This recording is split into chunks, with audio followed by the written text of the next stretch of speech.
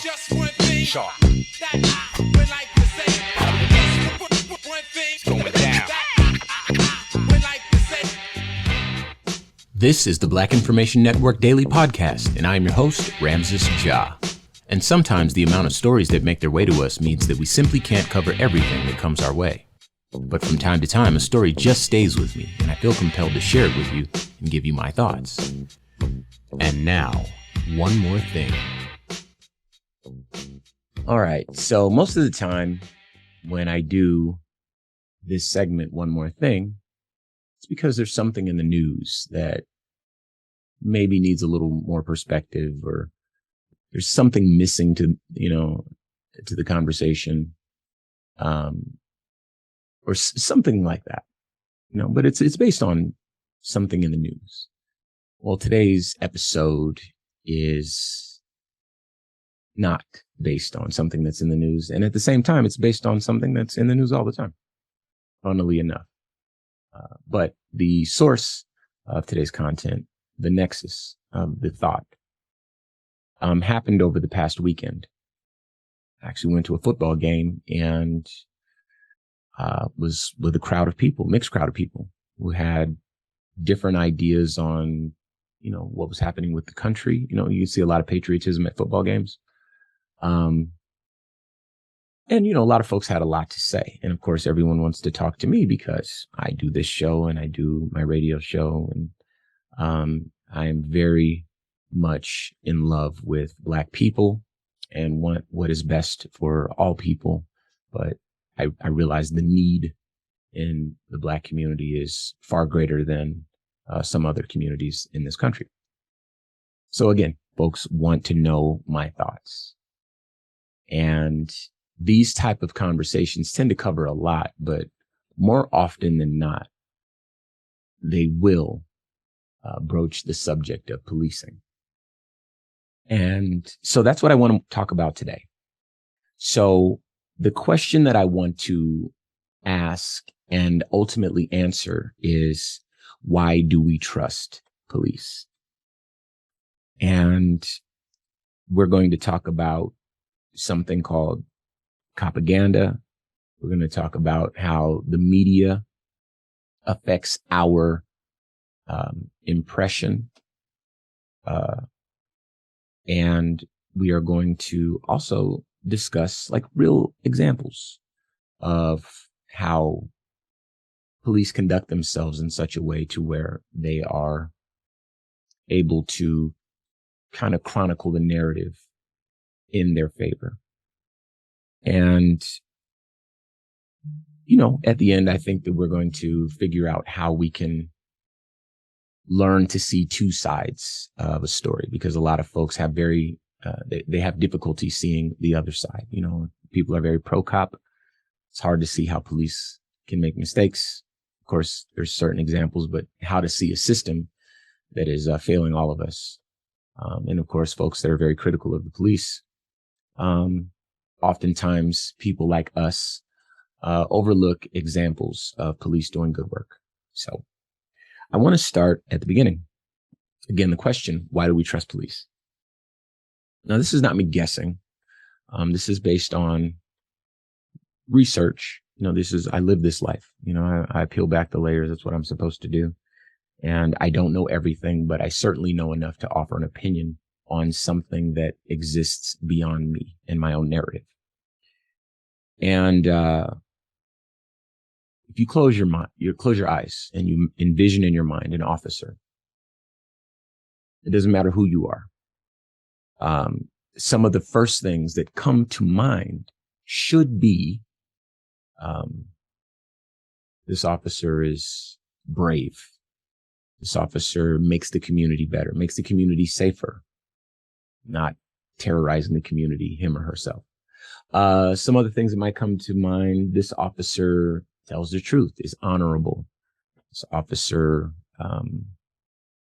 is a good person. And we have to be mindful that policing, like many industries, many disciplines, has evolved, but it has not evolved in the same way. For most disciplines and industries, the evolution of these disciplines is based around what will make the most money. This is true in a capitalistic society. But I believe the evolution of policing, and certainly in the past 40 to 50 years in this country, is not necessarily based on capitalistic factors, but rather based on fear and fear mongering. Now, this has always been true of policing ever since the film, The Birth of a Nation, that showed the Ku Klux Klan as the saviors of white women who were being attacked by black men. Fear has really caused people to do some strange things that are, these unfounded fears. But if you don't know that the fears are unfounded and you take them at face value, then of course we end up where we are. So we have a discipline, policing, that has not evolved in such a way that it is better for all people and constantly moving in that direction. But rather we have a discipline, an institution that is further insulated from the problems, shortcomings, and solutions. It's harder for folks who are police officer or very pro police to see the shortcomings of the institutions as being prevalent enough to really warrant any real changes on a systemic level. And those people who are very pro cop, who are police themselves, are not the only ones. There's a lot of people in the middle who, left to their own devices, if you ask them just general questions about policing, they would tend to assume that police are the good guys often enough. And they may be right. But the reason that's in your head, the reason you're not critical of policing in the way that you might be critical of other disciplines, the reason that you might not hold the evolution of policing to the same standards as you would hold the evolution of other disciplines, other practices, other, sectors of the population, is because of one thing known as propaganda. In brief, the history, and it's just like it sounds, but in brief, the history of propaganda, I believe, comes from a show called Dragnet.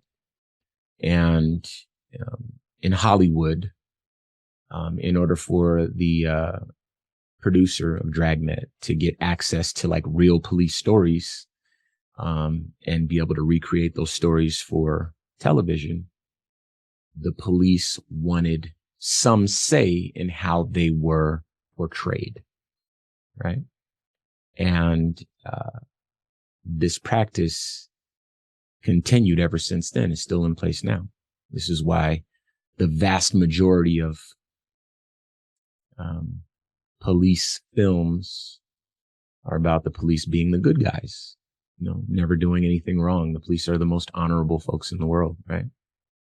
And it's social conditioning over many years that causes us to not really question the morals of police or the intentions of police.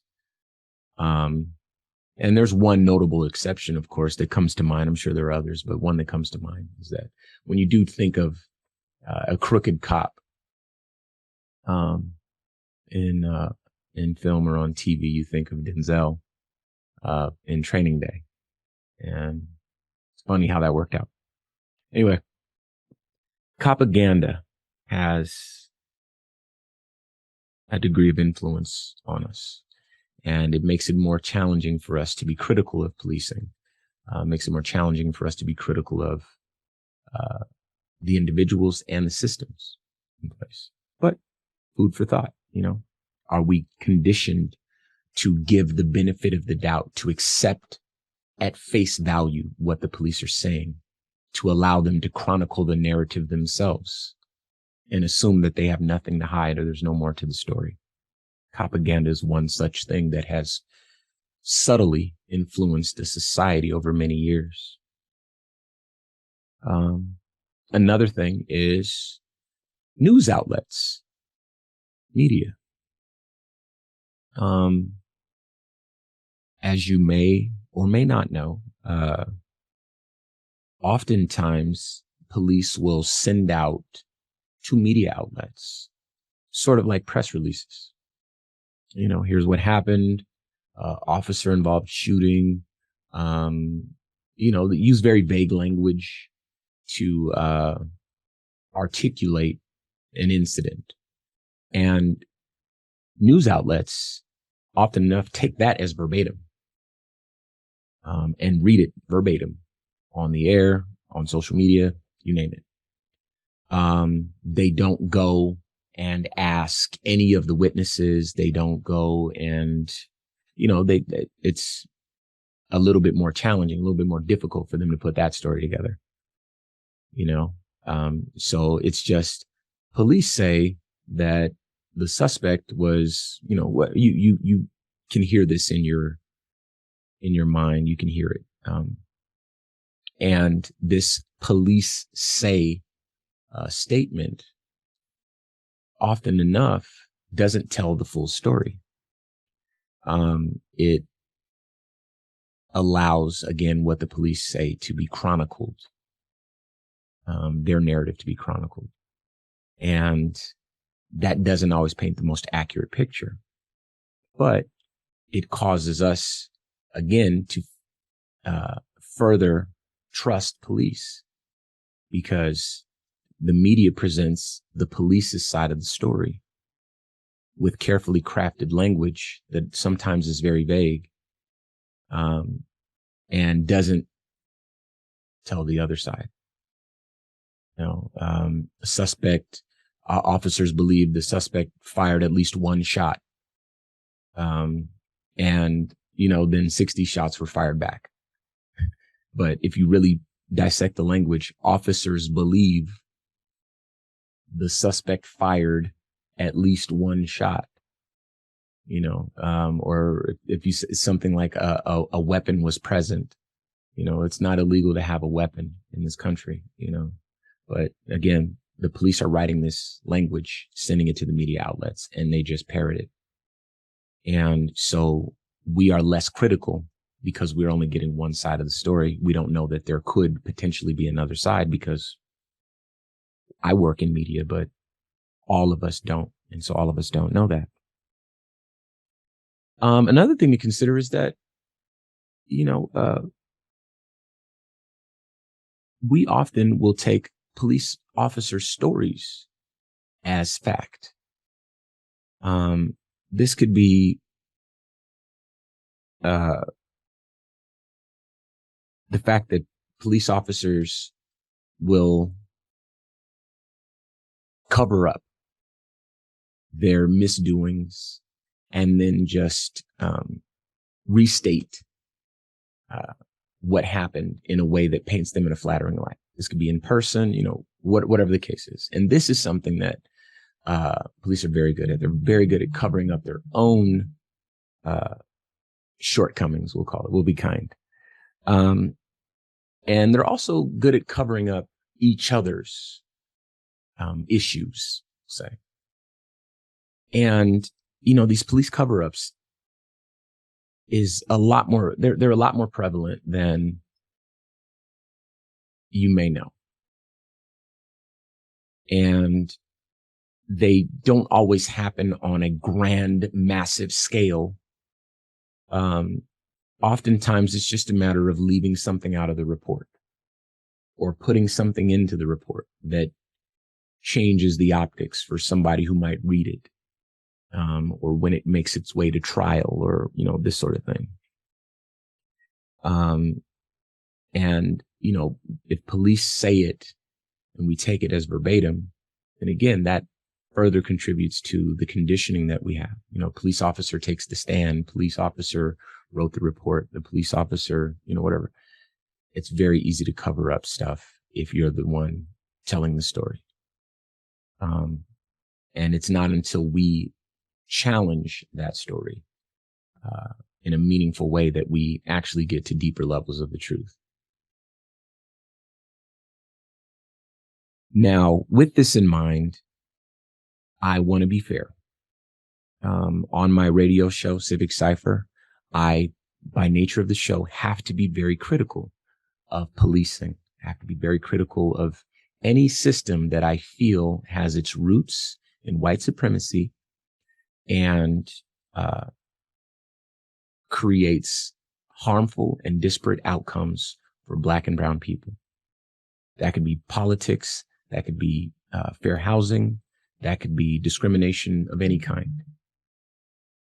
But I also have cited examples of police officers doing very heroic things. So I want us all to bear in mind that there are examples of the human beings doing the job in a flawed system. Policing is very flawed in my opinion. But the human beings were, in fact, being very heroic. And there's also examples of cowardice. Uvalde comes to mind, and many others. But to give you an idea of where I'm going. And there's also those officers committed to the truth. In recent months and years in my life, I have met people, human beings with beating hearts in their chest, who I believe to be good people, who happen to be law enforcement. Crazy as it sounds, but it's very true. And I had to learn that. And those folks, in my estimation, are committed to the truth and committed to fair, equitable outcomes for all people. And they are part of a system that does not provide a lot of wiggle room for people. And it's not really open to folks who want to make a change. It's very resistant to change. And there's nothing that really compels it to change. Fear, in fact, compels it to stay the same and then fortify itself against the very things charging it with changing, the very factors and forces in society that are challenging it to become better and fairer to all people. It's like a strange sort of catch-22, but there are people there. And then, of course, there are police officers that we talk about all the time on my show and the show, on my radio show and the show, who are not good folks. They are liars. They are corrupt, and they have power, and we don't question it. We don't ask, why do we trust the police? And they get on the stand and they are lying rather than testifying. And they, shape outcomes for people who look like me and look like my children unfairly. And I think that our charge should be to try to have a critical examination of not just what we're seeing, but of ourselves and our biases. Because if I, a person who has historically been very critical of the police, can see that, okay, there are examples of police officers doing things that are good and bad, and take a step back and rather look at the system and the outcomes that the system shapes. And rather than blaming the victims, look at, okay, who's overly police? Where are the police? What do police do? They make arrests. Where are they? They're in these neighborhoods. Are they in the neighborhoods because that's where the bad people are? Or are they in those neighborhoods because fear compels folks to, move in this way? Because if you look at crime rates or at crimes with drug use, for instance, their drug use is equal between Black and white drug users. Marijuana comes to mind in particular. This is a historical fact, but you understand the point I'm making. But way more people who are Black are arrested for marijuana. And I think that illuminates what over-policing can do to a community. And then, of course, we're just talking about policing, but you understand once you're introduced to a criminal justice system that also treats Black and brown people unfavorably, we end up with a bit of a problem. And so I think that policing is a great place to start. And again, the question that we should all ask ourselves is, why do we trust police? Now, of course, maybe I missed something, and you feel like we need to talk about it. So you know how to do that. I'm on all social media at Ramses Ja. And of course, on the iHeartRadio app, you can use the red microphone talkback feature. Send me your thoughts. Let's have this conversation. And wherever we're going, I know we're going to end up there together. So hopefully we'll have a more peaceful journey toward that end. All right. We'll talk again soon. Peace. This has been a production of the Black Information Network. Today's show is produced by Chris Thompson. Have some thoughts you'd like to share? Use the red microphone talkback feature on the iHeartRadio app. While you're there, be sure to hit subscribe and download all of our episodes. I am your host, Ramses Ja, on all social media. Join us tomorrow as we share our news with our voice, from our perspective, right here on the Black Information Network Daily Podcast.